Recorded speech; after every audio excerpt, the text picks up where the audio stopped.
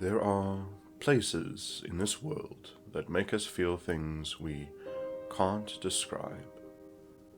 Emotions that transcend the human capability of speech and yet can be instantly recognized when referred to. These common experiences speak to an innate sense within all of us, or at least a combination of senses that overlap, causing this unique sensation to occur. Liminal spaces are one such example of these.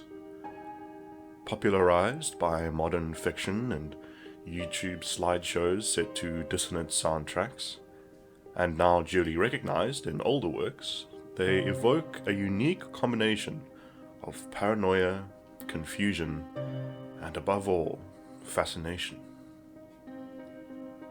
But what are these transcendent locales? What qualities come together to form them? And why do they evoke the strong reaction in many that has led to their increased presence in pop culture?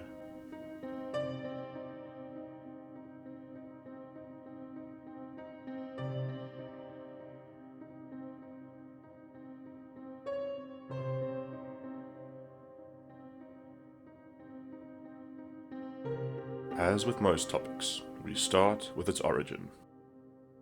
The term liminality comes from the Latin limen, meaning threshold, and was first used in anthropology in the early 20th century to describe a period in a cultural rite of passage ritual, where participants have discarded their previous status, but have not yet adopted the new status afforded to them by the rite. A moment of ambiguity in their societal identity.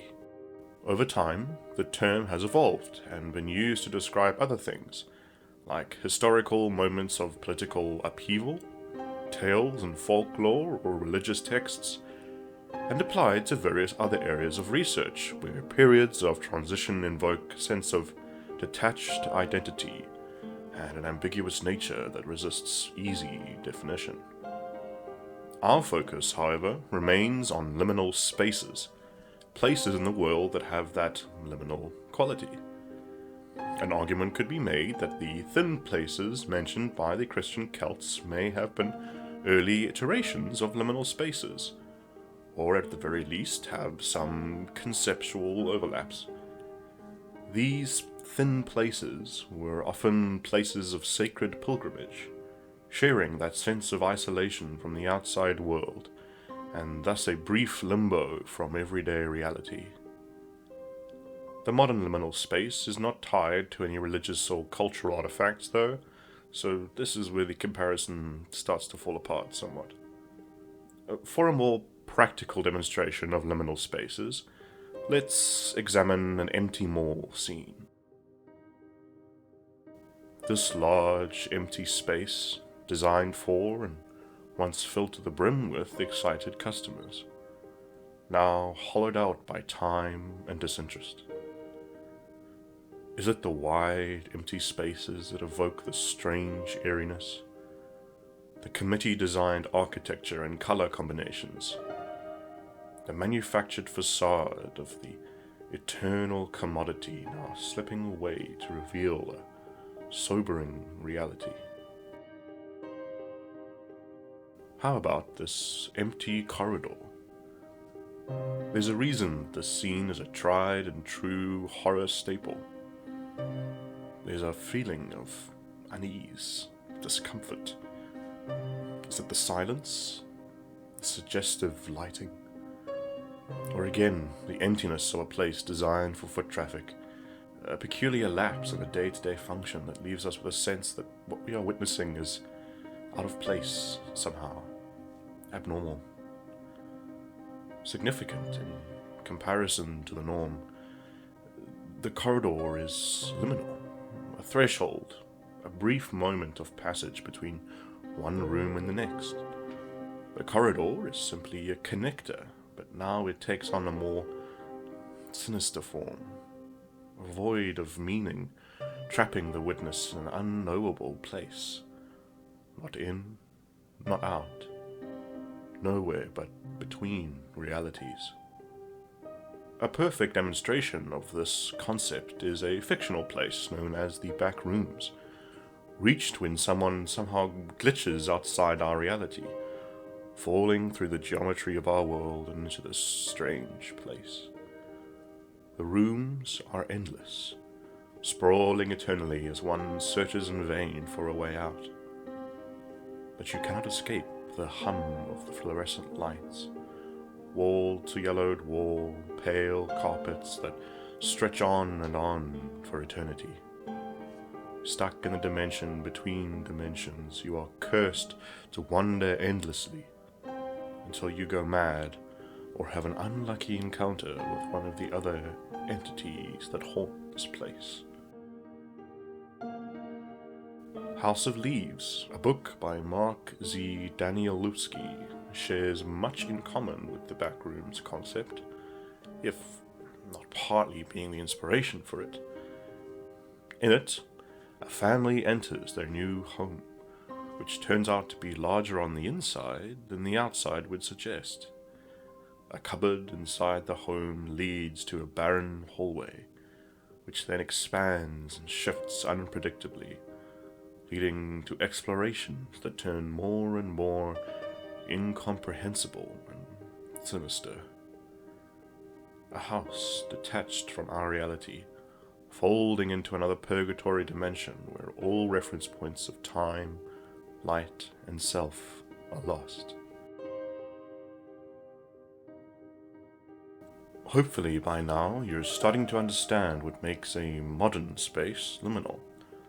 Mainly ambiguity, isolation, and its role as a passage or threshold of sorts. You've also probably noticed that liminal space in pop culture tends to have a more negative connotation attached to it. Something to be feared rather than actively sought out. Of course, liminal spaces aren't necessarily things to be afraid of, but it's understandable that they would take on aspects of a common horror trope.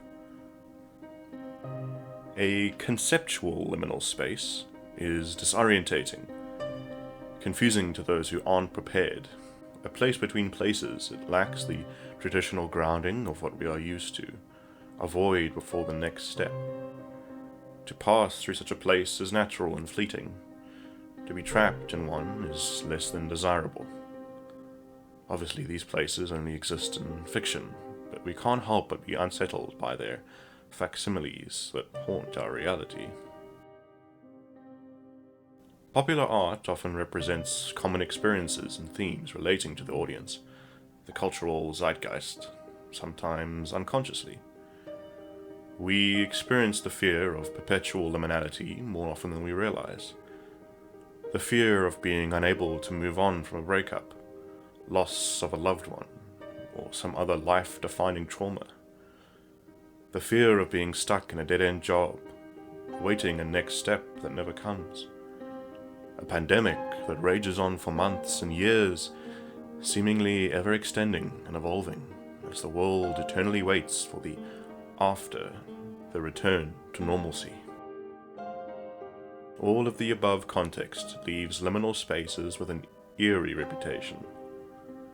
While arguably deserved, it ignores the opportunity that these spaces allow. To be on the threshold allows one to reflect upon the journey to this point, and the expectations beyond it. It allows one to prepare for the next step, so when it is taken, it can be taken in confidence. Finally, they can be seen as brief respites from our modern context, an escape from relentless progression, a breather from the action, a loading screen as one awaits the next level. Liminal spaces are complex concepts, not malevolent, but not free from uncomfortable associations. They litter any path of progression as they mark a transition from one thing to another. One can recognize them everywhere. An airport lobby, an old stone bridge, a blank page between chapters. To acknowledge them is to reflect on their purpose, and what comes before and after their presence. But perhaps do not linger too long, for ambiguity can easily hide dark intentions.